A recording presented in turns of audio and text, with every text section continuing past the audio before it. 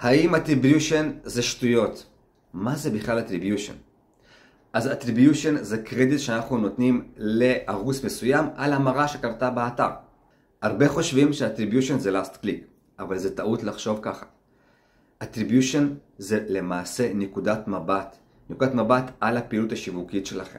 אבל החוכמה היא לבחור נקודת מבט שמתאימה לעסק שלכם, להתנהגות הלקוחות שלכם ולמודל העסקי שלכם. זה יאפשר לכם לקבל החלטות חכמות איפה כדאי להשקיע את הכסף בשיווק והפרסום.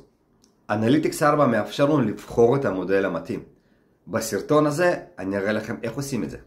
שלום, שמי נתן קלדרמן, אני מייסד של אנלייזיט, ומה שאנחנו עושים, אנחנו לוקחים נתונים ודאטה לא מובן והופכים את זה למסקנות ורווחים בעסק. אז באנליטיקס 4 אנחנו יכולים להגדיר את המודל attribution שלפיו אנחנו רוצים לעבוד, ונעשה זאת מתוך האדמין. נלך לגלגל שיניים כאן, ותחת ההגדרות של ה-properties אנחנו נמצא פה attribution settings. נלחץ על attribution settings ונוכל לבחור באחד המודלים שאנליטיקס מציע לנו. בואו נראה איזה מודלים יש כאן. אז בסוף ניגע בדאטה דריבן. בואו נתחיל מה-last click שכולכם מכירים. זה אומר שההמרה תשוייך לערוץ האחרון שממנו הגולש הגיע. first click, ההפך, כן, ההמרה תשוייך לערוץ הראשון שממנו הגולש הגיע.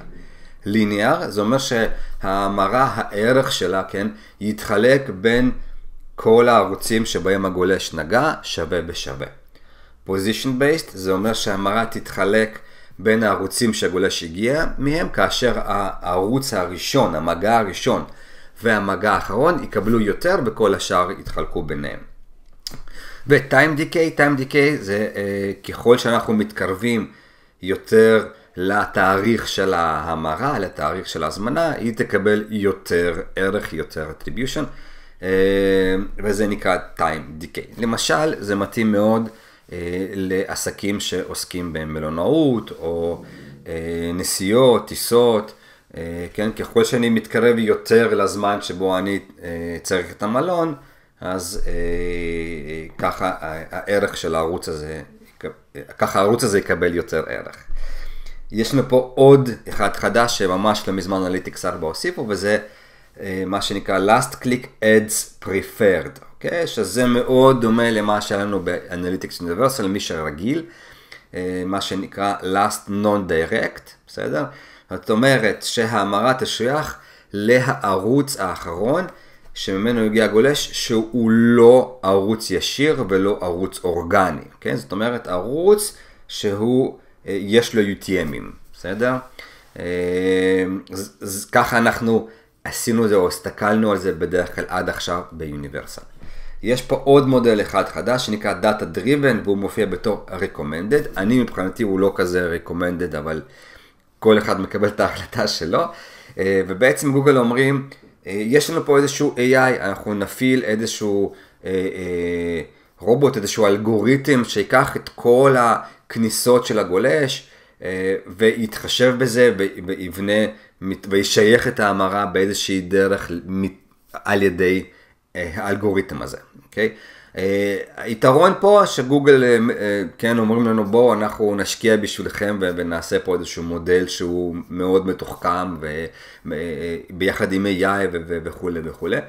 החיסרון של זה שזה משאיר אותנו באיזושהי קופסה שחורה. אנחנו לא באמת יודעים מה זה המודל הזה, איך גוגל עושה את זה, וזה לא בטוח מתאים לעסק שלנו, כן? בסופו של דבר, מה שהכי חשוב פה זה לבחור את המודל שמתאים לעסק שלכם. גם אם החלטתם על מודל מסוים, תמיד כדאי להסתכל על עוד מודל, דרך עוד נקודת מבט. בסופו של דבר, כמו שאמרנו, attribution זאת רק נקודת מבט. אז איך אני אעשה את זה? אוקיי? באנליטיקס 4 אני אגש לדוחות advertising.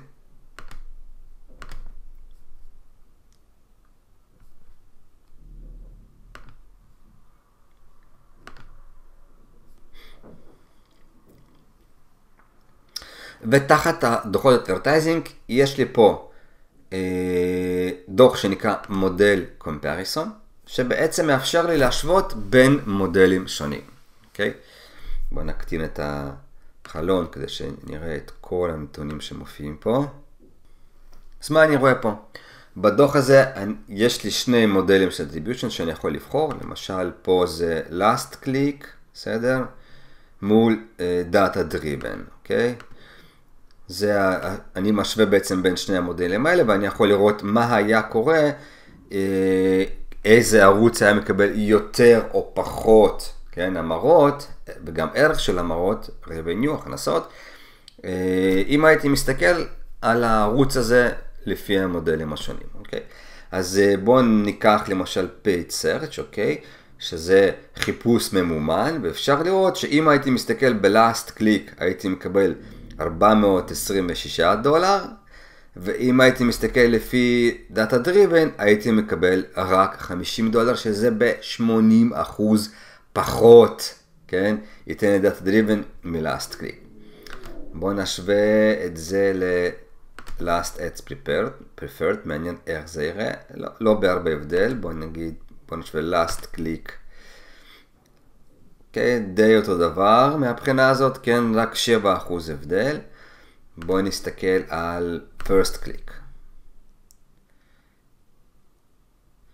אוקיי, אם נסתכל על first click, אז גם אתם יכולים לראות, כן, שהדאטה דריבן נראה לי פה מינוס 88%, ואפשר לראות שרוב הגולשים, הסיבה לזה, כן, שהוא מזהה שרוב הגולשים לא נחשפים לאתר הזה, כן, מחיפוש, אלא מגיעים לחיפוש אחרי שהם כבר נחשפו ממקור אחר.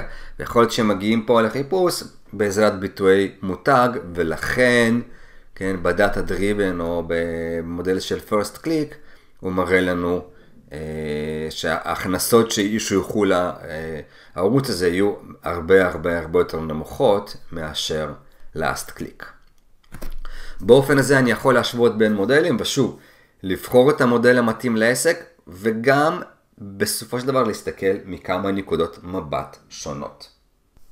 כמה נקודות חשובות לגבי בחירת מודל, אני אחזור לבחירת המודל, אוקיי? למעשה, ברגע שאני בוחר פה את המודל attribution, כל הנתונים שיש לי באנליטיקס, כן? אם אני אלך לכל הדוחות שיש לי באנליטיקס, של מקורות הגעה וכל הדוחות שמראים לי, כן, כמה כסף הגיע מערוץ כזה או אחר, acquisition, traffic acquisition, כן, למעשה ברגע שאני אבחר פה את המודל שאני רוצה לפיו להסתכל, כל הנתונים בדוחות של האנליטיקס שלי יוצגו לפי המודל שבחרתי, גם רטרואקטיבית. זה אחד החידושים המעניינים והחשובים שאנליטיקס 4 מביא לנו. אז איך אני בוחר את המודל פה, אוקיי? אז כמו שכבר אמרתי, באמת מהרבה מאוד ניסיון מבחינתי המודל של last click ads preferred, זה מודל מספיק טוב ומספיק יציב. אם אין לכם מושג איזה מודל לבחור, אני פשוט ממליץ לכם לבחור את המודל הזה. אתם יכולים כן להסתמך על ההמלצה של גוגל, כן, וללכת על הדאטה דריבן, ולתת ל-AI של גוגל לעבוד. מציע כן לעקוב אחרי זה ולראות האם זה באמת הגיוני, כן, אצלכם בעסק, ואם כן, אז זה מודל שיעבוד טוב בשבילכם.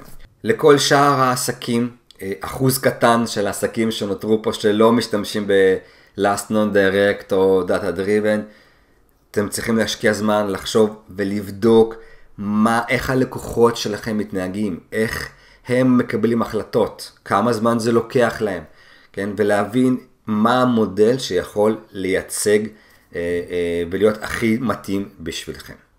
אם אתם עוד לא רשומים לערוץ שלנו, אז תלחצו עכשיו על הפעמון ועל הסאבסקרייב ועל כל הדברים האלה, ותקבלו התראות על סרטונים חדשים שיוצאים.